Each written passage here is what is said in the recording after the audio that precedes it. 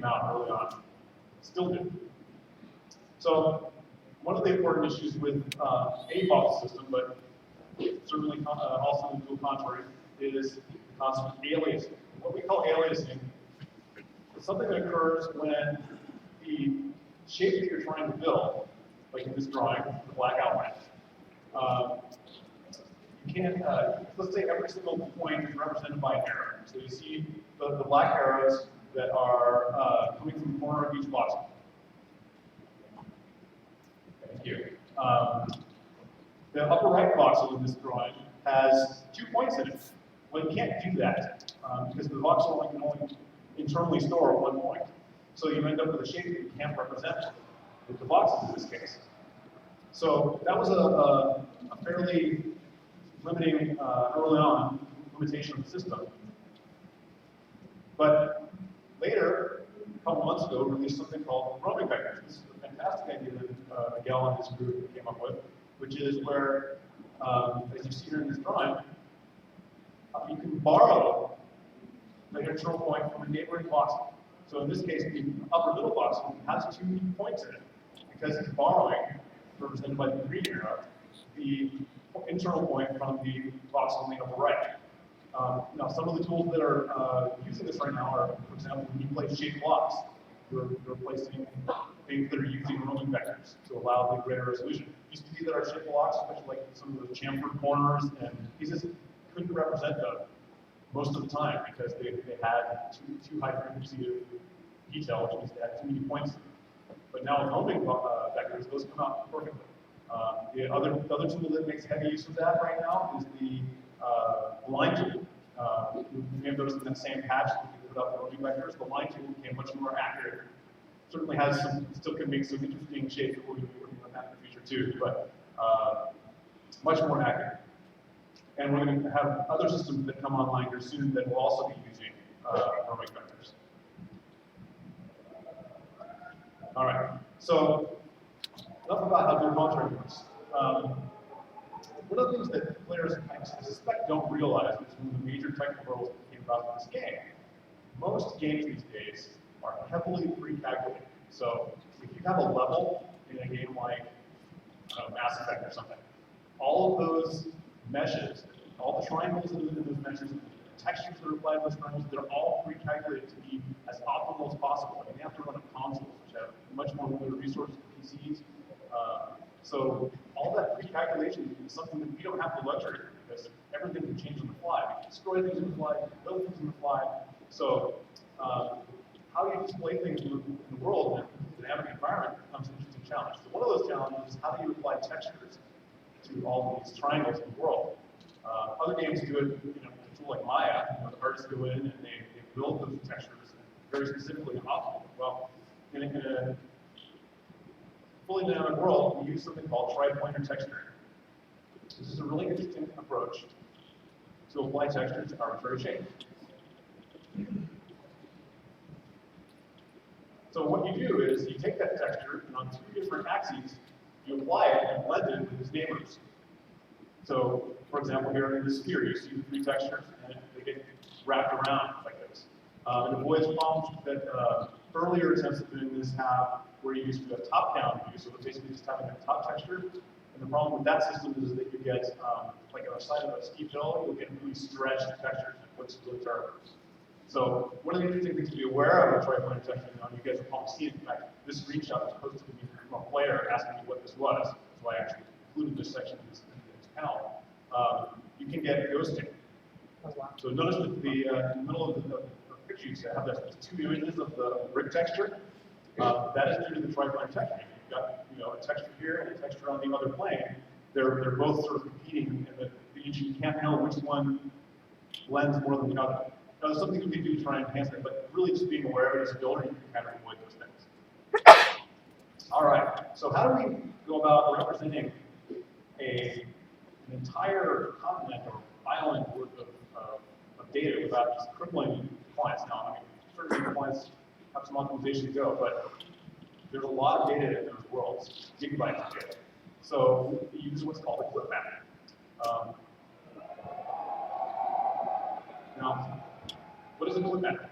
A clip map is a structure that says, where I'm standing, I want to include all of the really high detail information. So you see in this drawing, the red dot is where you would be standing. And all those little squares around it represent what we call cells. And each cell is about 40 by 40 by 40 boxes. Contains all the information close around you. Now, if you go a little bit further away, and all of a sudden those cells double in each dimension. They still contain the same number of boxes, which means they still contain the same amount of detail as one of those cells up close. So that's what you see when something goes a little bit into the distance and it starts to lower in quality. It's because of the fact that it is. It's called level detail systems. The amount of detail is being lower as you get further out. The goal is to keep the number of triangles about the same, no matter how much screen that those things are occupying. So, but the real advantage is that each player has a very small fraction of the data that they need for the entire island at any one time. So we don't have to send the entire content down to you. We can actually just stream that to you as you move through the world. So there's a couple of different types of level of detail in the game. The first type is what you're seeing when you see these beautiful far-off vistas with mountains, trees, the trees are props. The procedural terrain. That is actually calculated based on a mathematical function. There's a lot of inputs to it. But we can actually recalculate that mathematical function at a lower resolution to get the exact points where those boxes should be in the distance. That's the easier of the two. It has more accurate results. The other kind is for future modified boxes. And the level of detail for those is much more complicated. We don't have any procedural math we can go back to regenerate that information. So we actually have to take the user modified boxes and approximate what they would look like at that lower detail level. And the next slide kind of shows that, what can happen. So on the left, you have a voxel grid at a certain, say this is your highest resolution, let's say this is the resolution that you see right around you, and you have a shape that you're representing. Well, let's say, 8 to 10 cells out, you now need to display that same shape, but at a lower resolution. So the system has to make a guess about, or not a guess, but an approximation of what the original shape was, but with much less information. So this is why you see that degradation in distance.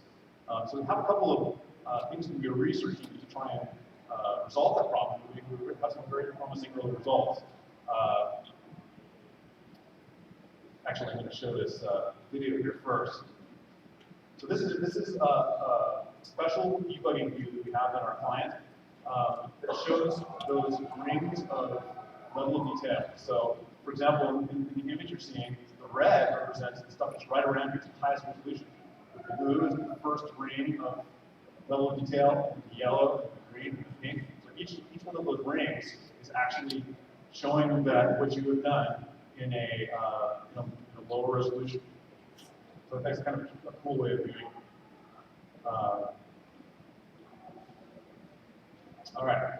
So one of the plans that we have to enhance this is to improve the accuracy of those level of detail cells by using the vectors that we saw in the previous slides. So that's something that we've been working on, and we hope to see some little fruit bearing from that soon. The other way we've talked about doing it is to actually use more traditional mesh simplification technologies that take the highest resolution mesh that's generated from those boxes and then start to remove points from the mesh such that it doesn't disturb the shape of the mesh. Probably looking some combination of those two approaches to get you guys the best visuals at a distance. The one thing that Jeff mentioned in the building panel, if you guys were there, is that we can also add a publishing step to improve this as well. A lot of the reason why this stuff looks the way it does is because you have to do it so fast. Because everything's done on the fly. We don't want the clients sitting there churning away at a level for 6 hours to make the meshes look better. So what we can do though eventually is publish step. We can take that, publish and take as much time as it needs to make it look good, and then everybody else will see it at a much better level of detail. So next topic I have is more generally about our graphics engine. Now, this is the Forge engine that we got. A lot of our games SOE use this engine. It is an engine that uses, it's called deferred rendering. I can go into a little bit about deferred rendering. It takes too long to explain last time. So deferred rendering. Deferred rendering refers to how lighting works. Forward renderers, the field is split kind of 50-50 between forward renderers and deferred renderers in the industry. Like all the Unreal games are forward renderers for the most part. But there's a lot of games that use deferred rendering as well. Forward rendering, all of the lighting is done in one pass. But that includes all the expensive lighting calculations for every single pixel on every single object in the scene. And that can just really get slow when you have a lot of dynamic moving lights. What a deferred renderer does is it defers the lighting calculation to a second pass, collecting all that information, preparation for that lighting pass, in what they call G buffers. Different engines have different types of G buffers. Here's some of the ones we use. And then the advantage is that only the pixels that you see in the scene have to have the lighting calculations done on all at one time. So you can have a lot more dynamic lights. So that was why it was chosen for a plant side. Very good for us. We have a lot of dynamic content. Eventually, we have a lot of moving lights in the game. So as you can see, when you combine all these G buffers together and put the lighting in, you get the final result, which looks like this. All right, so how do lights and shadows work? Well, we have three different kinds of lights in the game. We have the sun and moon light, which is a global directional light that's always around. They cast shadows. We have point or omnidirectional lights. Those are the ones that you guys have had since mid-alpha, where you can place in your flames. They do not cast shadows, but they illuminate light all around. And then the engine also supports spotlights. You just recently got spotlights on the marketplace. Yeah. These have shadows optional. Right now, the shadows are not enabled on those. We may do so in the future. We're just trying to balance performance because these spotlights that cast shadows can be pretty costly in terms of how slow they are to render. But we're still evaluating them. So a little bit more about shadows. Shadows are rendered from the perspective of each light source we cast them. So they can take quite a while to render. In fact, the worst times are during dawn and dusk when you have extremely long shadows, like in this screenshot here. In fact, some games even go to the extent of avoiding turning off shadows during the dawn and dusk periods so that it doesn't slow down the frame rate. But we think they look too cool to turn them off and we love them, so I think you guys probably love it as well. Now, spotlights and shadows, what you can actually do is you can constrain the range of them so that you can reduce the load on your processor and your graphics card. The trick is you don't want to have a bunch of those in the same spot. And we'll get to that in the coming slides here. So let's talk about some of the lights you have now. So this scene that you have to see here, and I don't know if the person who built this scene is here or not, but it was a really good representative scene for how to do lights. There are many point lights in the scene, and you'll see a little toolbar on the right there. That's because this is taken out of the video tool called Insight, which is used to debug graphics systems, and we use that pretty heavily. So the red sphere here represents a good, suitable light. It's got a decent radius, it's illuminating a lot of solid triangles, very useful effect. So this second red sphere represents a less efficient light because it's got a really big radius. There's a lot of the sphere is not lighting anything. It's kind of inefficient. And then obviously this can get really bad if you have a lot of overlapping lights. As you can see here, this is extremely inefficient. It's not lighting anything, hardly anything except for the very, very top of the temple. And what ends up happening is you're drawing those pixels over and over and over again, and basically getting rid of all the advantage you had from being a deferred renderer in the first place. It starts going down back to what it was like if you were in a forward rendering system. So just something to note as builders. Eventually, we want to have meters or tools or some sort of scoring system in place so that the game itself can tell you, hey, you built something, it may look really cool, but it's killing everybody's frame rate. So here's what you can do to make it faster. Those systems that we're developing. So let's talk about oceans. You guys like the oceans, right? Yeah. All right. We've some really talented people who put that together. Very, very cool. So, one of the interesting bits about our oceans is that all of the wave animation is all computed on the graphics card. The CPU has no knowledge of it whatsoever, and it's kind of built on top of the box. The boxes aren't actually moving; it's just all within the graphics card. We'll skip this because I'm running pressed for time. But you've all seen it. So let's talk about how the wave technology works at a high level. So how do you animate waves? Well, you start with what's called a noise map. It's basically just a texture that has some noise in it. And then you need to apply it to the heights of the waves and animate them over time. A lot of games early on, they used very simple animations, used like overlapping sine waves. These two kind of unrealistic, choppy look, as you can see here. You remember all the games look like that, it was like that.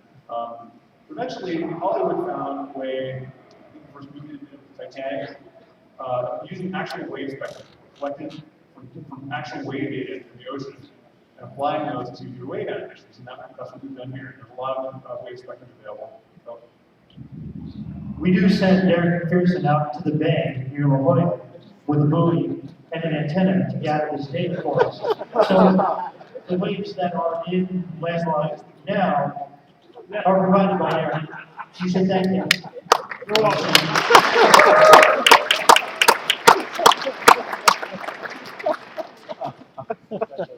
all right, so once we have the up-down wave height animation, then we need to add some side-to-side animation with kind of our wave choppiness. So here's a couple of screenshots that sort of show the different steps of that.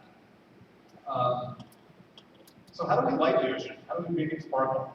Well, as you can see here, the difference between an unlit scene and a lit scene is pretty dramatic.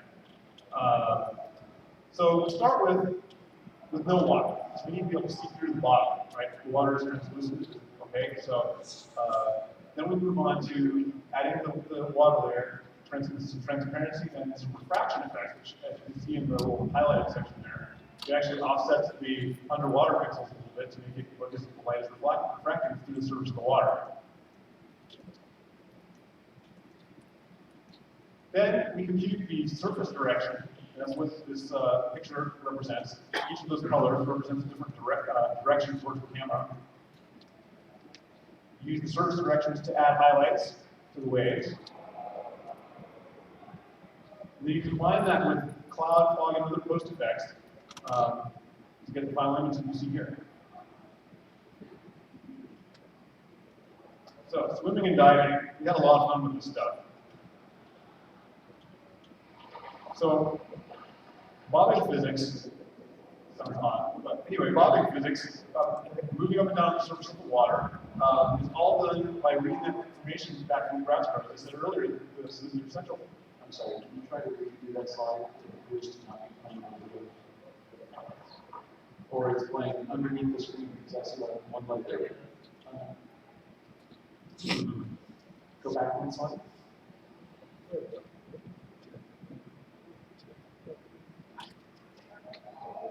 There we go. Well, that's diving. Oh! So you say that you're mortal now?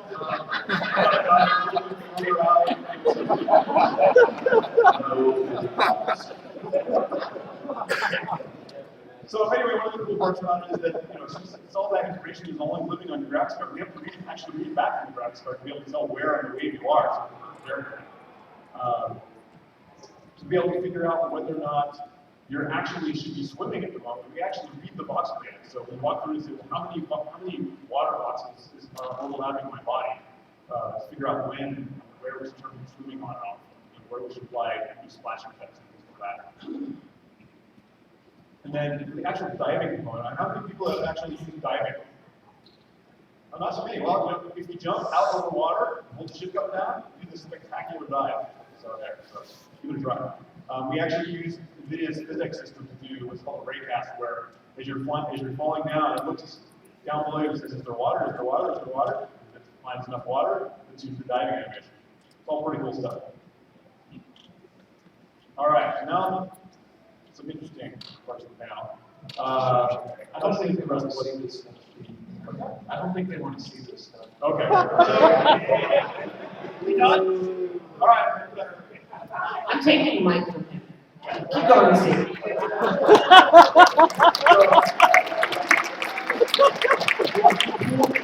Researching, some of these may make it in the game, some may not make it in the game. I'm going to put my engineering hat on here and say, it's under researched.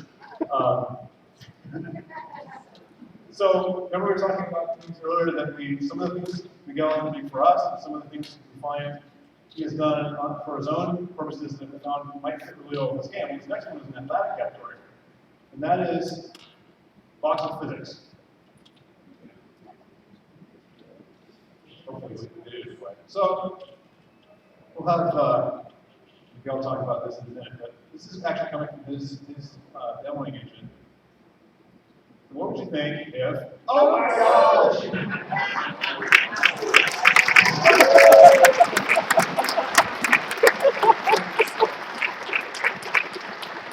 So I'm going to have Miguel talk a little bit about how this works,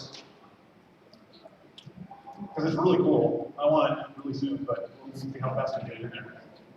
Okay, so the reason we can discover when something is actually standing in air, so it can fall.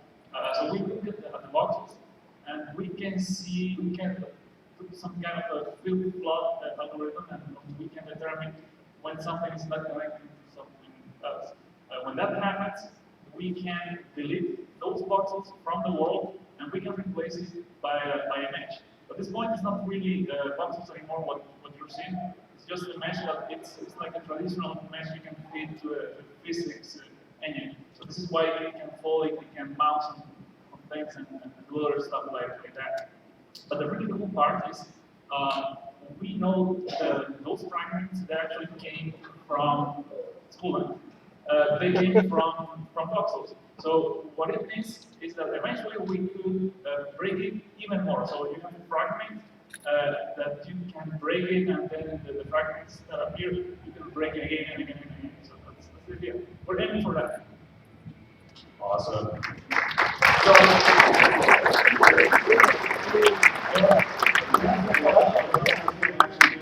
Gameplay. Because obviously you don't necessarily want, you can imagine that great scene with all the starfighters hanging in the sky and such, just sort of coming calling you in one morning and having to call pretty much rubble at the bottom of the planet. So I don't know, Jeff, you want to talk about that a little bit? So, as you can imagine, you wouldn't want to log in and see any of that stuff happen. So, one of the first applications that we can see this used in would be something like PvP. We saw earlier today us fighting in the PvP arena. I think it would be pretty cool to be using your spells and your abilities to affect elements of the game, like what you see happening here, where you could blow a bridge out from underneath your buddy and have it fall over and collapse. That's pretty amazing stuff. Next question. All right, cool. So that's the first thing. Second thing was into that building panel earlier as well. Dynamic fluids.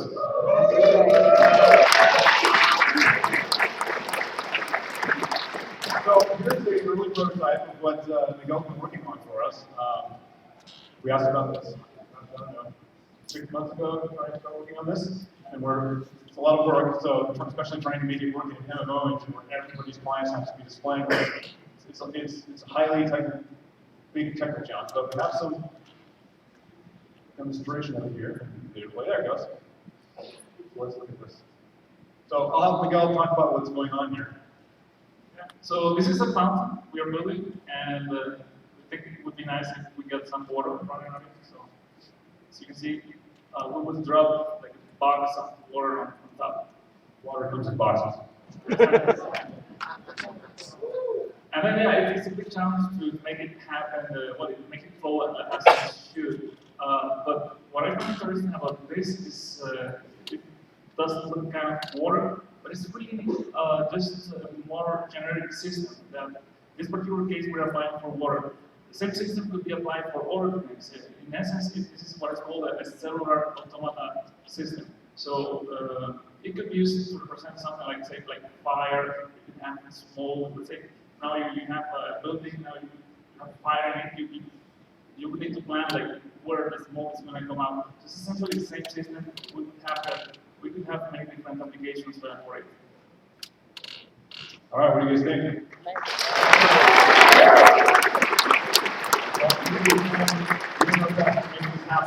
You guys. And then, Jeff, you want to talk a little about how this might impact the gameplay?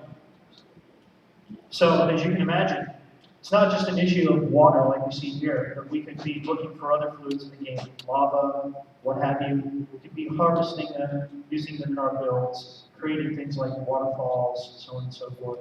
All of that stuff could be very exciting. I'm sure those of you who are working in the game right now can imagine, simply based on what we're looking at here, what you might do with this technology. We're pretty excited about it.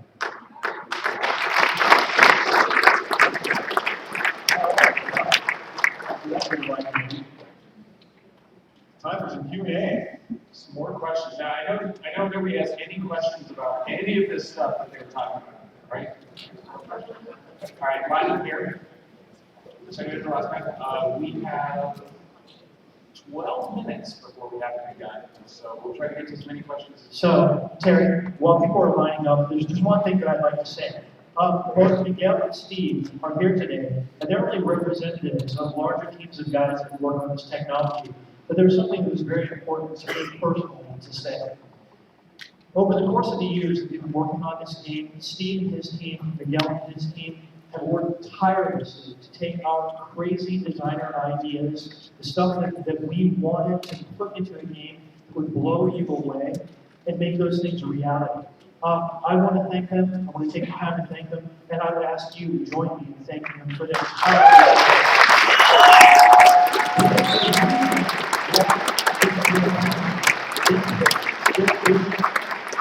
Thank you. And Jeff, from the rest of the team, thank you and the design team for being crazy enough to ask for this stuff. No way.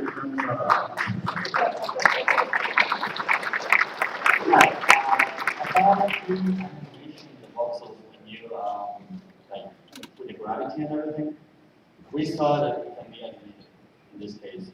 Would that be able to be applied on the script that is going to come like later for running? You mean like scripting blowing up a wall? Or More like windmills and stuff like that. And we saw like chunks of voxels. oh yeah, you probably would be doing that with the prop rather than the boxes. Just like Miguel said, the boxes aren't actually moving. You're actually turning it into a mesh and turning it. Now it is possible that we could do that. We've talked about the possibility of building props out of voxels, but that's a whole separate thing that's kind of our deal at the moment. It's one of the things that we'll be investigating. It's a, as Miguel can speak to and Steve can speak to, it's a very complicated process. It's very inexpensive. So we want to make sure to use it in the right kind of ways. So we'll talk about that and see what we can do. Thank you.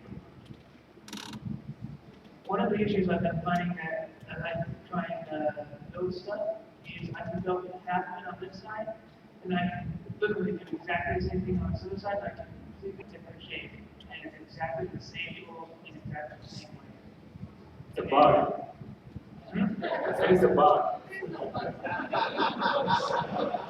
It's, yeah, we're It's a good news, but it's a bug, it means it's not a systemic issue, so we can fix it. It's a matter of time. You know, obviously getting reproduction stats on when you see that sort of thing, we can take a look at it. We have found a number of those already. For example, recently we fixed one that had to do with clipboards and it wasn't treating the neighbor voxels symmetrically on both sides. That was fixed. But yes, Miguel's right. Probably bugs. Just report this to Reaper stats and look at it. Earlier you were talking about the point lights and being able to actually overlap them. Is there any way to actually go in there and actually do point light cancellation where if one sees the other, it just stops?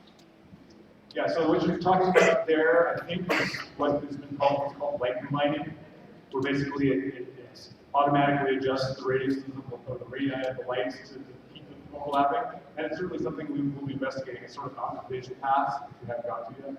I don't think you meant that they were actually canceling light if you have darkness. just only applying one instead of applying both. Yeah, I mean, it does make the light look a little bit different than what you were intending, so we haven't quite done that yet, but.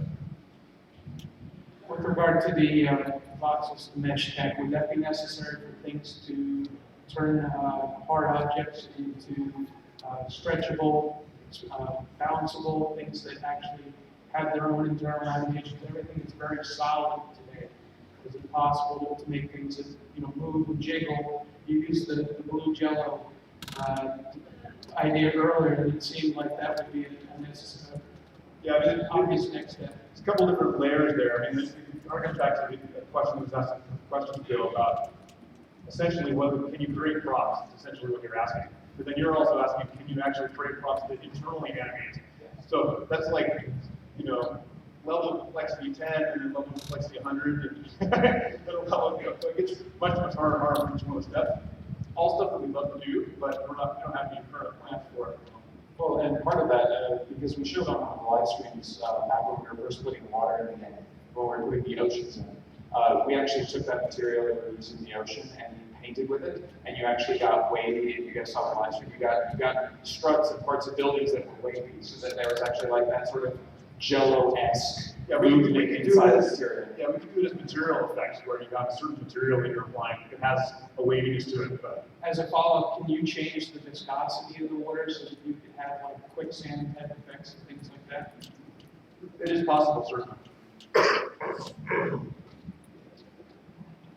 So, I had another question was about the physics type mentioned that it's not exactly in the game or really the point where you can put it in to where it be used.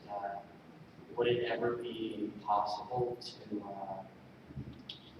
make it so when you delete the items around it, like the support being at a certain point, like so many voxels have a weight to it and there's a support in it, and if you destroy that support, would that be possible for that entire part of that building to fall apart and crumble and destroy everything else in it? Yeah, I think you're asking a couple questions there, but you're talking about structural stress calculations, like you have a little spindle that's holding up this big building, whether it will, we got to talk about that. So we're researching that right now. It doesn't necessarily mean it will, it's something that we are in landmark. It can be somewhat expensive, but it is as much as possible, and certainly we want to be there. Maybe in a year or so, this is going to be pretty common in games. Very conservative answer. I like it.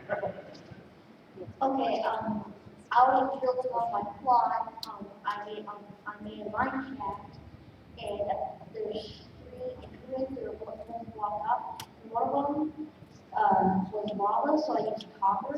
But when I put it in there, it had one thing, but then there was stone going in between one side of the copper and the other side of the copper, even though it was full copper. But when I put another block on top of the copper, fixed it. But if I destroyed it, it went back. Well, it could be blending or it could be a bug. I'm not quite sure from the description, but. Yeah, I think it's blending, but I would like that fixed because I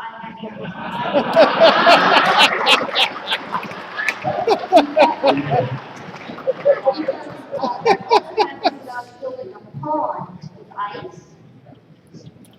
I bet you there's probably a way you can fix it by tweaking various tweaks that you can do, but if there's, we can try and figure out if there's an actual bug there that's more systemic than just your one case, and then we can go in there and try and resolve it. Is there an idea that is small? Okay, we have, just so we know, we have about 5 minutes left for questions. This one is a quick, where somebody was asking about you are currently unable to smooth boxes underneath water, and I think it's kind of related to it is bug and not like okay. And would it be like around the time dynamic water would come in, or not? No, it's just a separate bug. It's just attracted in terms of priority like any other bug. Yeah, I was aware of that one. I know there's some issues with trying to get air, specifically under the ocean. But yeah, I hadn't heard of the one of not being able to smooth. I just heard about it yesterday, and so there's already an email back. I'm hoping for this. Yeah, we'll take a look. I was wondering if, probably be able to have similar interactability with the voxel meshes, like when you blow off part of the building, that the props will stick in point in the places where it was in that voxel mesh. It kind of tumble along with it, or the props can kind of stay in place for right now. Well, it's certainly possible. Since we don't have this tech integrated yet, I'm not sure exactly how difficult that would be, but God, that would be awesome. Well, for right now, they would stay where they were until we have prop destruction, and you might destroy them at the same time, because that's when we thought more. So, yeah, I mean, there's multiple phases there. You can either have the prop just get destroyed when the stuff around it moves, or actually go moving with the thing that's dropping. And they're all possible, so we'll investigate. Just depends how much time it takes to do one. Hi, I was wondering if eventually, with the dynamic water, there was going to be a dynamic weather system that involved like an abrasion and whatnot, and dynamic rain. Wait, hold on. For those people who know me on EQ, I'm going to bring up the joke that we always talk about is, can water pool from rain and can snow melt and fall off that into your house? Because everybody just wanted that in every game I have ever worked on. And then the dandelion seed drifts into the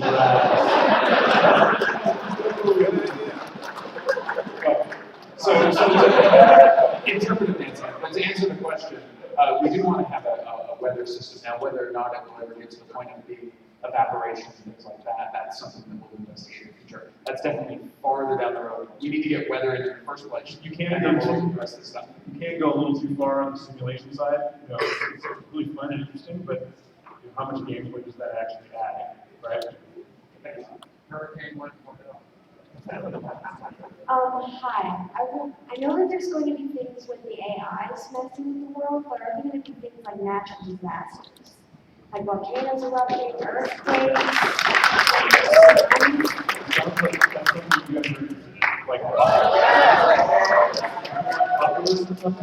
Only when Jeff gets upset. No. Again, it goes sort of like the same question we just had a second ago, is how far we go on the simulation of things. Without a doubt, there will be some aspects of that we want in the game. And we'll just have to see how far we can take it. Does that seem like a fair answer to you? I think a nice ability for something. I didn't come in volcano. That's a good ability. Thank you. All right. Sorry, guys. Hi. Okay, so regarding physics, will the meshes actually be able to affect players or the environment? Like, okay, if I blow off the bridge, then the player falls, but if I blow off the ceiling, will he take falling damage? Yeah, this is the natural extensions of what we've been talking about here. And the answer is, it depends on a number of factors. We have to always balance where the processing load is taking place, on the server, on the client. It's on the client, what we're going to be packed by players, it's on the server. You have to get all of that processing done on that single G. We'd love it for it to do that kind of thing, but we're still researching how much processing we can add. Can we get props that will affect other props? Like if I set off a series of mines, for example, will the first one set off the others? I believe that Darren, do the landmines do that? They don't, but that's a triggering system that we're going to be putting in. So that would follow They're all eventually be able to be set up to do that. Okay, speaking about optimization, it's going to kind of be in two parts here, GPU, CPU. We've had arguments on the forums as to which is more important. I'd like to know, which should we focus on? Better graphics cards or better CPUs? Yes. That's kind of what we thought. We have a lot of optimizations coming, and we're always trying to improve the performance of the game. In fact, we just had a discussion before us live talking about how once this, if you're getting all this stuff ready for the show is done, we're going to really start. The other well, part of obviously, that is microvoxels. Having a large number of microvoxels in your build, does that create a lag issue due to having to recalculate each one of those? No, microvoxels are not any different than regular voxels. It is really much. All right, so I think we can get these last two questions pretty much quick and try to get through these. 2 days ago, Dave, you tweeted an image of a very interesting door that that was created with something called an inverted box. It was a door that looked solid and has special weight that moves through it. Could you please tell us quickly what is an inverted box? Yeah, I wish I knew. I haven't had a chance to look. I saw the tweet. I haven't looked at it yet. I think you guys are even using the rolling bags at time, like you managed to invert the surface, so it was changed the other way around. So then the physics allow you to go through it. It basically is causing the, just at first glance, it's causing the surface normals to be inverted so that the physics system thinks that it's impassable. It doesn't, the physics system only looks at one side of the mesh, and so it's allowing you through. You guys like it? It's really broken. Here we go. If this isn't the perfect example of collaboration with players, a player is going to answer this question.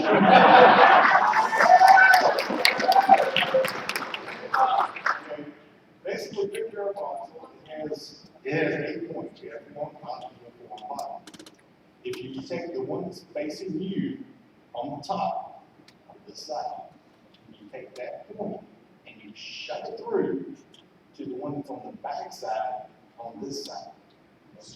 And you do that with every single corner in its polar opposite. Really imperfect. You have broken the game.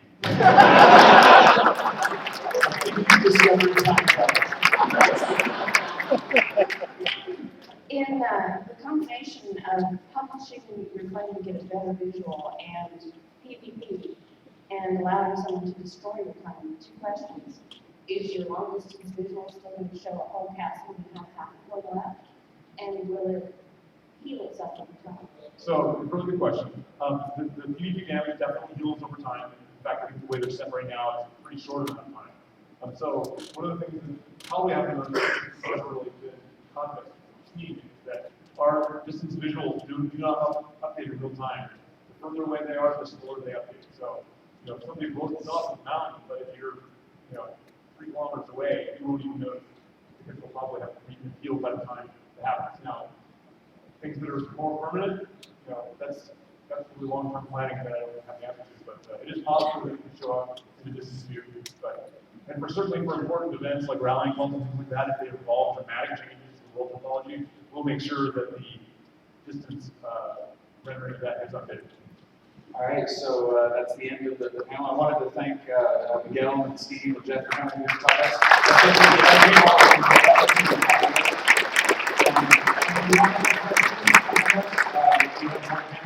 we have one more tonight, we have more panels tomorrow, and then we have the Q&A for Landmark on Sunday right after the dev lunch. And if you see us in the hallway, just grab us. Otherwise, we'll see you guys at the next panel.